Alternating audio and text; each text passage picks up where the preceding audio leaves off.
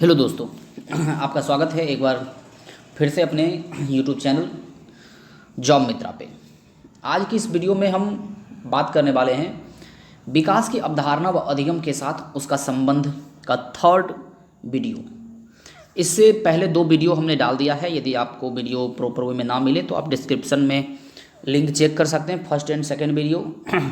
And then आपका क्या है, उसमें एक सिलेबस वाला वीडियो भी मिल जाएगा, आप उसको देख सकते हैं। तो आइए चालू करते हैं हम वीडियो को। आज की वीडियो में हम सबसे फर्स्ट टॉपिक है बाल्यावस्था में मानसिक विकास। बाल्यावस्था में मानसिक विकास किस प्रकार से होता है। बाल्यावस्था में बालक के शारीरिक विकास के साथ साथ उसकी मानसिक आयु भी बढ़ती जाती है। उसकी मानसिक क्रियाओं में आपका क्या है, परिपक्वता आपका क्या है, दिखाई देने लगती है। छठे वर्ष में बालक की बुद्धि मानसिक शक्तियाँ पर्याप्त विकास हो जाता है। वह सार्थक प्रश्नों का सही उत्तर देने लगता है। उसमें स्मरण व कल्पना शक्ति का पर्याप्त विकास हो जाता है तथा भाषा का वह सही प्रकार से क्या करता है, प्रयोग करने लगता है। भाषा का वह सही प्रकार से क्या होता है, प्रयोग करना शुरू कर देता है। ठीक है, तथा वर्णन करने लगता है। जटिल और सामान्य वाक्यों का विश्लेषण करने लगता है। 8 वर्ष में हम देखेंगे, 8 वर्ष का होने पर 16 शब्दों वाले वाक्य को बोल लेता है।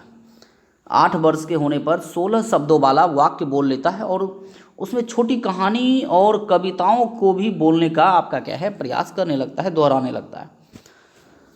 9 वर्ष के होने पर 4 अंकों की संख्याओं को उल्टे क्रम में दोहरा लेता है। रुपये पैसे गिनना, जोड़ना, घटाना, दिन रात, तारीख, महीना, वर्ष आदि आपका क्या है, बता देता है। 10 वर्ष की आयु तक गति से बोलना, तर्क करना, चिंतन करना आदि सीख लेता है। 10 वर्ष की आयु तक में हम देखेंगे आपका क्या है, गति के साथ आपका क्या है, सब कुछ बोलना वगैरह आपका क्या कर लेगा, सीख लेगा। 11 वर्ष एवं 12वें वर्ष के अंत तक बालक कठिन शब्दों की व्याख्या करने लगता है, तुलनात्मक अध्ययन करने लगता है, तुलना करने लगता है किसी भी दो अलग अलग चीज़ों को।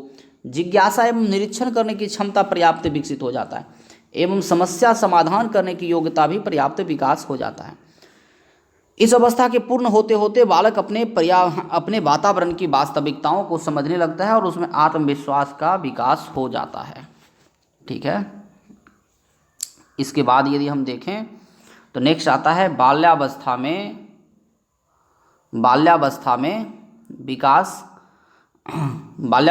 एवं संवेगात्मक विकास। बाल्यावस्था में बालक के संवेग मात्र उत्तेजना ना होकर उसकी अभिव्यक्ति में सामाजिकता प्रकट करने लगती है। बाल्यावस्था में कह रहा है कि बालक का जो है संवेग मात्र उत्तेजना नहीं रहता है, इसमें आपका क्या, अभिव्यक्ति के रूप में, यानी कि वो प्रकट भी करना शुरू कर देता है, अभिव्यक्ति पर नियंत्रण करने लगता है। अपना जो भी वह अभिव्यक्ति देगा, अपना जो भी कुछ बोलेगा, प्रकट करेगा, उसमें आपका क्या है, नियंत्रण भी रखना शुरू कर देता है। इस कारण उसके संवेगों की उग्रता कम होने लगती है। इस अवस्था में बालक में संवेगों को दमन करने की क्षमता पैदा हो जाती है। वह समझने लगता है कि उसके किस व्यवहार से परिजन, शिक्षक व अन्य लोग प्रसन्न होंगे और किस प्रकार के व्यवहार से वह रुष्ट होंगे। इस अवस्था में बालकों में ईर्ष्या, द्वेष की भावना विकसित होने लगता है। इस अवस्था में हम देखेंगे बच्चों में आपका क्या है, ईर्ष्या है, द्वेष की भावना विकसित होने लगती है। इसका प्रकटीकरण वह चिढ़ाना, उपेक्षा करना, निंदा करना, आरोप लगाना, व्यंग्यात्मक भाषा का प्रयोग करना आदि द्वारा करने लगता है। बाल्यावस्था में भय कम हो जाता है क्योंकि बालक बहुत सी चीज़ों से परिचित हो जाता है। उसका आपका क्या है, अलग अलग चीज़ों पे नियंत्रण बढ़ जाता है। अब बालक दुर्घटना से, भूत प्रेत, मृतक आपका कहने की मृतक आदि से के बातों से, कक्षा में पिटाई के डर से, समाज में अपमानित होने के विचार से या परीक्षा में अनुत्तीर्ण होने की वजह से भयभीत होता है। अब बच्चों का जो भय है वो आपका क्या है, बट जाता है, वो अलग अलग दूसरे कामों में चला जाता है। इस अवस्था में जिज्ञासा की प्रबलता होती है और आनंदमयी स्थितियाँ आने पर बालक प्रसन्न और प्रफुल्ल हो उठता है। इसमें हम देखेंगे आनंदमयी स्थिति आने पर बालक क्या होता है, प्रसन्न और प्रफुल्ल हो उठता है और वह जिनके साथ रहता है खेलता है उसके प्रति वह स्नेह का भाव प्रकट करता है। ठीक है। इस प्रकार इस अवस्था में बालक विभिन्न प्रकार के संवेग, जैसे भय, संवेग जैसे आपका क्या है, भय है, निराशा है, चिंता है, व्यग्रता, कुंठा, स्नेह, प्रेम, प्रसन्नता आदि रूप से प्रकट होने लगता है। और अवांछित संवेगों के दमन से कभी कभी उसमें मानसिक ग्रंथियां भी कॉम्प्लेक्स बन जाती है, उसका मानसिक संतुलन बिगड़ जाता है। ठीक है। अब है बाल्यावस्था और सामाजिक विकास। बाल्यावस्था में बच्चों में सामाजिक विकास किस प्रकार की होती है उसके बारे में। बाल्यावस्था में बालक का संपर्क बाह्य शक्तियों से अधिक होता है। अब हम देखेंगे उसमें क्या है, दुनिया से आपका क्या है संपर्क साधना शुरू हो जाता है। इस कारण उसका सामाजिक विकास बड़ी तीव्रता से हो रहा होता है। इस अवस्था में वो विद्यालय में अन्य बालकों, अध्यापकों, परिवार के सदस्यों एवं मोहल्ले के सदस्यों से संपर्क करता है। इसके क्रियाकलाप और विचारों से प्रभावित होकर नए वातावरण से अनुकूलन करना सीखता है। ठीक है।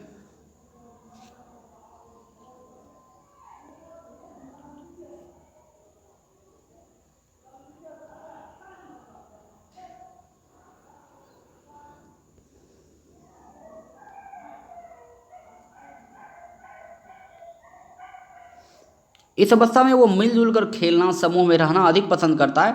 समूह में रहने के कारण बालक में उत्तरदायित्व आपका क्या है, ज़्यादा आता है। समूह में रहने की वजह से उत्तरदायित्व, सहायता, सहभागिता, सहयोगिता, दयालु, ईमानदारी, आत्मनियंत्रण आदि गुणों में विकास होने लगता है। विद्यालय के जीवन में बालकों को अनेक सामाजिक कार्यों में भाग लेना पड़ता है, इसलिए सामुदायिक भावना का काफ़ी विकास हो जाता है।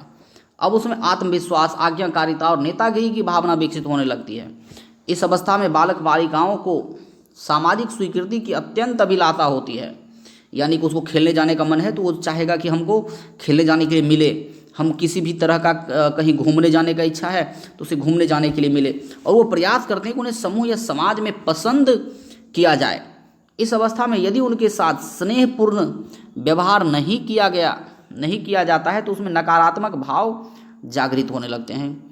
यदि इस उम्र में बच्चों के साथ हम देखेंगे कि नहीं मिलेगा, उसको क्या है, स्नेह नहीं मिलता है, तो हम देखेंगे क्या होता है, उसमें नकारात्मक भाव आ जाते हैं। इस प्रकार इस अवस्था में बालकों का सामाजिक जीवन विस्तृत होने लगता है और वे समाज एवं समूह में अपनी अलग पहचान बनाने का प्रयत्न करते हैं। समूह में अपना आधिपत्य स्थापित करना चाहते हैं और इसके लिए कभी कभी वे अन्यथा आचरण भी कर बैठते हैं। अन्यथा कहने का मतलब कभी इसके लिए वो बदमाशी वगैरह भी कर बैठेगा। बाल्यावस्था में शिक्षा के लिए आपका क्या है, कुछ निम्नलिखित बातों का ध्यान रखना जरूरी है। उसमें क्या है, सबसे पहला भाषा विकास। भाषा विकास में देखेंगे बाल्यावस्था में भाषा विकास पर अत्यधिक ध्यान देना चाहिए। इसके लिए भाषण आपका क्या है, भाषण प्रतियोगिता होना चाहिए, वाद विवाद, निबंध प्रतियोगिता का आयोजन किया जाना चाहिए। उसके बाद है रोचक पाठ सामग्री जो होना चाहिए वह आपका क्या रुचिकर होना चाहिए, यानी कि मन लगे, बच्चे नाटक के अनुसार से नाटक के रूप में उसको पढ़ सके, गीत के रूप में पढ़ सके, लयबंदी होना चाहिए, तुकबंदी होना चाहिए, निर्धारण बालक की आपका क्या है, रुचि आपका क्या है, ऐसा होना चाहिए। जिज्ञासा संतुष्टि, बालकों का आपका क्या है, कोई भी चीज़ वो जान रहे हैं, सीख रहे हैं, उसमें जिज्ञासा का आपका क्या होता है, संतुष्टि होना बहुत जरूरी है। इस अवस्था में बालक की जिज्ञासा बहुत क्या होती है, प्रबल होती है, और वहाँ पर क्या है, जिज्ञासा संतुष्ट होना चाहिए। रचनात्मक एवं संचय प्रवृत्ति को प्रोत्साहन, रचनात्मक कार्यों के प्रति रुचि विकसित हो जाती है। साथ ही जो वस्तु उसे अच्छी लगती है उसको रखना चाहता है। अतः विद्यालय में रचनात्मक कार्यों की व्यवस्था होनी चाहिए। साथ ही बालकों को अच्छे चित्र, वस्तुएं आदि संचय करने हेतु प्रोत्साहित किया जाना चाहिए। बातों समझिए, रचनात्मक क्या है, बच्चे जैसे कोई भी चित्र बनाते हैं, कोई भी आपका क्या है कार्य प्रणाली को करते हैं, किसी भी वस्तुओं को बढ़िया तरीके से साफ सुथरा करने, अलग अलग कई ढेर सारे मतलब एक्टिविटी, पर्सनल एक्टिविटी जिसमें बच्चे भाग ले सके, जिसमें बच्चे आपका क्या है एक्टिव हो सके, जिसको हम कह सकते हैं बाल केंद्रित शिक्षा के रूप में। सामूहिक भावना के विकास पर बल, सामूहिक भावना यानी कि बच्चों के रुचि के हिसाब से हमें इस अवस्था में आपका क्या है, शिक्षा व्यवस्था में सामूहिक खेल का आयोजन करना चाहिए, शिविर लगाना चाहिए, सामाजिक कार्य के लिए ले जाना चाहिए, भ्रमण, शैक्षणिक मेला, इस तरह का आयोजन करने से बच्चों में आपका क्या होता है, एक सामाजिकता बढ़ता है और उसकी शिक्षा भी क्या है, अच्छे तरीके से हो जाती है। नैतिक एवं संवेगात्मक गुणों का विकास, नैतिक एवं संवेगात्मक गुणों का विकास, इस अवस्था में बालक नैतिक मूल्यों को समझने एवं उसमें विश्वास करने लगता है। अतः नैतिक शिक्षा के माध्यम से नैतिक मूल्यों के समुचित विकास हेतु बालकों को सही दिशा ही देनी चाहिए, सही दिशा दी जानी चाहिए। कह रहा है कि इस अवस्था में बालक जो है नैतिक मूल्यों को समझने एवं उसमें विश्वास करने लगता है। अतः नैतिक शिक्षा के माध्यम से नैतिक मूल्यों के समुचित विकास हेतु बालकों को सही दिशा दी जानी चाहिए। ठीक है, इसके बाद कह रहा है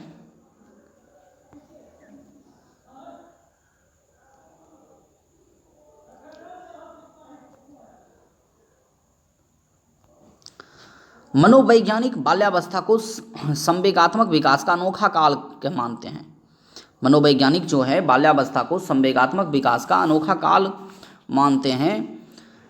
अतः उन्हें संवेगों के प्रदर्शन का अवसर मिलना चाहिए, संवेग के प्रदर्शन का क्या होना चाहिए, उसमें अवसर मिलना चाहिए तथा उनका दमन नहीं करना चाहिए, नहीं तो उसमें हीन भावना ग्रंथि का निर्माण हो जाएगा। यदि उसके संवेग को हम नहीं सुनेंगे, नहीं ध्यान देंगे, तो उसमें क्या होगा, हीन भावना डेवलप कर जाएगा।